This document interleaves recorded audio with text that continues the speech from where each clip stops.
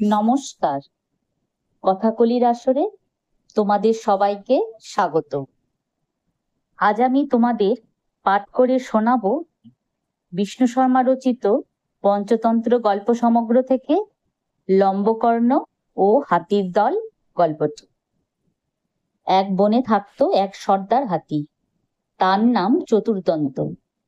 একবার সেই বনে পরপর কবছর বৃষ্টি না হওয়ায় ঝিল, ডোবা, পুকুর সব শুকিয়ে খটখটে হয়ে গেল। জলকষ্টে হাতিরা ছটফট করতে লাগলো। একদিন হাতিরা সকলে মিলে হাতিরাজকে বলল, মহারাজ, বাচ্চারা জল না পেয়ে তেষ্টায় মারা যাচ্ছে। এই দৃশ্য আর সইতে পারছি না। এখনই অন্য জলাশয় খুঁজে বার করতে হবে, যাতে ওরা জল খেয়ে সুস্থ হতে পারে। তাদের কথা শুনে চতুর্দন্ত অনেকক্ষণ ভাবলো। তারপর বলল, এক নির্জন জায়গায় একটা প্রকাণ্ড ঝিল আছে। পাতাল গঙ্গার জলে সারা বছর টইটুম্বুর থাকে, কিন্তু সে তো অনেক দূর। ঠিক আছে, চলো যাই। সেই দিনই চতুর্দন্ত দলবল নিয়ে রওনা হলো। বন, জঙ্গল, পাহাড় পার হয়ে 5 দিন পরে তারা এসে পৌঁছলো সেই ঝিলে। ঝিলের টলটলে জলে নেমে হাতিরা সুর দিয়ে জল ছিটিয়ে নেয়ে ধুয়ে প্রাণ ভরে আনন্দ করলো। তাদের শরীর মনের কষ্ট দূর হলো। সন্ধ্যার মুখে চতুর্দন্ত তার দলবল নিয়ে ঝিল থেকে উঠে বনের দিকে চলে গেল। এখন হয়েছে কি, সেই ঝিলের চারধারে নরম মাটিতে ছিল অসংখ্য খরগোশের গর্ত। হাতিদের গোদা পায়ের চাপে গর্তগুলো ভেঙে চুরমার হলো। গর্তের ভেতরে খরগোশদের বিপদের অন্ত রইল না। তাদের কারুর ঘাড় ভাঙলো, পা ভাঙলো, কেউ থেঁতলে চেপটে মারা পড়ল, কেউ ছেলে মেয়ে হারিয়ে একা বেঁচে রইল। মাটির তলায় খরগোশদের এই দুরবস্থার কথা হাতিরা কেউ জানতেও পারল না। তারা তো মনের সুখে আনন্দ করতে করতে নিজেদের পথে চলে গেল। খরগোশদের মধ্যে যে কজন বেঁচে ছিল তারা তখন এক জায়গায় জড়ো হয়ে মন্ত্রণা করতে বসলো। এক বুড়ো খরগোশ কাঁদতে কাঁদতে বলল, হায় হায়, এখন আমরা কোথায় যাই? অন্য খরগোশ বলল, এ বনে কোথাও জল নেই, হাতিরা তো রোজই এই ঝিলে আসবে, আমরা তাহলে কেউ প্রাণে বাঁচব না। আর একজন বলল, চলো দেশ ছেড়ে চলে যাই, এছাড়া বাঁচার আর পথ নেই। কিন্তু দেশ ছেড়ে যেতে কেউ রাজি হলো না। সকলে বলল, বাপ ঠাকুরদার দেশ ছেড়ে কোথায় যাব? বরং এমন কিছু করা যাক যাতে ভয় পেয়ে হাতিরা এদিকে না আসে। তখন সকলে কি করে হাতিদের ভয় দেখানো যায় সেই উপায় ভাবতে বসলো। ততক্ষণে রাতের আকাশে গোল থালার মতো চাঁদ উঠে এসেছে। চাঁদের আলোয় ঝিলের জল চিকচিক করছে। ঢেউয়ের মাথায় মাথায় নাচছে চাঁদের ছায়া। খরগোশদের মধ্যে একজন ছিল খুব চতুর, তার নাম লম্বকর্ণ। সে এক্ষণে চুপচাপ বসে ঝিলের জলের দিকে তাকিয়েছিল। হঠাৎ চেঁচিয়ে বলে উঠল, পেয়ে গেছি, আকাশের ওই চাঁদই আমাদের বাঁচাবে। খরগোশটা সকলে কান খাড়া করে নড়ে চড়ে বসলো। বলে উঠল, কি করে কি করে? বুড়ো খরগোশ বিরক্ত হয়ে বলল, আকাশের চাঁদ কিন্তু আমাদের উপায় বলে দেবে না। বিপদ থেকে বাঁচার উপায় আমাদের নিজেদেরই খুঁজে বার করতে হবে। লম্বকর্ণ হেসে বলল, চাঁদ নয় কেন, রাতের রাজা হলো চাঁদ, আর আমাদের রাজা বিজয় দত্ত তো বসে আছেন সেই চাঁদের কোলেই। তাহলে আমাদের অত ভাবনা কেন? বুদ্ধি খাটিয়ে তার নামটুকু দিয়েই কাজ হাসিল করতে হবে। আমি তাই করব। লম্বকর্ণের কথায় অন্য খরগোশরা বল ভরসা পেল। তারা বলল, ভাই লম্বকর্ণ, তুমি আমাদের মধ্যে সবচেয়ে বুদ্ধিমান, আমাদের বাঁচার একটা পথ তুমি করো।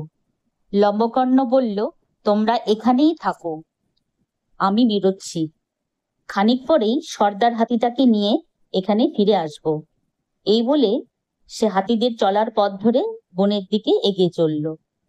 ঝিল থেকে খানিকটা দূরেই খোলামেলা একটা জায়গায় হাতিরা শুয়ে দাঁড়িয়ে বিশ্রাম করছিল।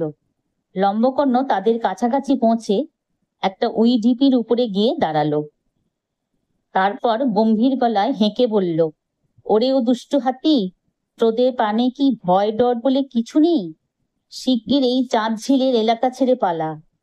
তাই শুনে চতুর্দন্ত তো অবাক। সে দাঁড়িয়ে দাঁড়িয়ে সুর দোলাচ্ছিল আর আরামে কান নাড়ছিল। ঘুরে দাঁড়িয়ে বলল, কে হে তুমি? লম্বকর্ণ বলল, আমি হচ্ছি বিজয় দত্ত শোষক, খরগোশদের রাজা, থাকি চন্দ্রমণ্ডলে। এখন এসেছি তোমাদের কাছে দূত হয়ে। ভগবান চন্দ্রদেব আমাকে পাঠিয়েছেন। শুনে হাতি বলল, বেশ কথা, ভগবান চন্দ্র তোমাকে কি দরকারে পাঠিয়েছেন তাই বলো। লম্বকর্ণ এবারে বলল, তুমি দলবল নিয়ে ঝিলে যাওয়া আসার পথে অনেক খরগোশ মেরে ফেলেছো। তুমি কি জানো না, খরগোশরা সকলেই চন্দ্রদেবের খাস প্রজা। চন্দ্রদেব খুবই রেগে গেছেন। তিনি তোমাকে বলে পাঠিয়েছেন আর কোনোদিন ঝিলের দিকে পা বাড়াবে না, তাহলে তিনি তোমাকে কঠোর দণ্ড দেবেন। শুনে চতুর্দণ্ডের তো ভয়ে বুক কেঁপে উঠল। সে কোনো রকমে বলল, কোথায় আছেন ভগবান চন্দ্রদেব? হাতি ভয় পেয়েছে বুঝতে পেরে লম্বকর্ণের উৎসাহ বেড়ে গেল। সে বলল, তোমার দলের পায়ের চাপে থেতলে মারা যাবার পর যে কটি খরগোশ বেঁচে আছে তাদের সান্ত্বনা দেবার জন্য তিনি এখন এই ঝিলে এসে রয়েছেন আর আমাকে পাঠিয়েছেন তোমার কাছে। চতুর্দন্ত বলল, তাহলে শিগগির আমাকে তার কাছে নিয়ে চলো, তার কাছে ক্ষমা চেয়ে অন্যত্র চলে যাই। লম্বকর্ণ বলল, তাহলে আমার সঙ্গে একলা চলো, নিয়ে যাব তোমাকে। এই বলে সে ওই ঢিপি থেকে লাফিয়ে নেমে ঝোপ জঙ্গলের ভেতর দিয়ে ঝিলের দিকে রওনা হলো। চতুর্দন্ত হেলতে দুলতে চলল তার পেছন পেছন।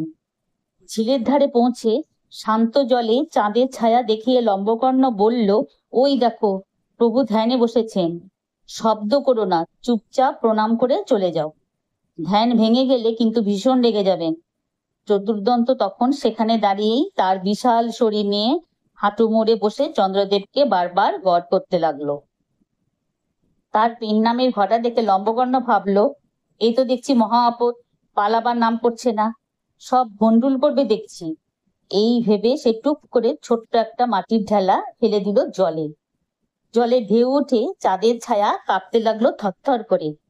চতুর্দন্তকে চাঁদের সেই ছায়া দেখিয়ে লম্বকর্ণ ফিসফিস করে বলল, শিগগির পালাও, ওই দেখো, ধ্যান ভেঙে তোমাকে দেখতে পেয়ে চন্দ্রদেব রাগে কিরকম কাঁপছেন, তোমার আর রক্ষে নেই। এই কথা শুনে চতুর্দন্ত ঘুরে দাঁড়িয়ে পড়ি কি মরি করে দৌড়ালো বনের দিকে। তারপর সেই রাতেই দলবল নিয়ে সে সেই বন ছেড়ে চলে গেল। আর তারপর থেকে খরগোশরা যে যা নিজের জায়গাতেই সুখে দিন কাটাতে লাগলো। যদি তোমাদের আজকের এই গল্পটি ভালো লেগে থাকে তাহলে একটা লাইক ও আমার এই চ্যানেলটিকে সাবস্ক্রাইব করে দিও, যাতে তোমাদের জন্য আরো অনেক নতুন নতুন গল্প নিয়ে আসতে পারি। ধন্যবাদ।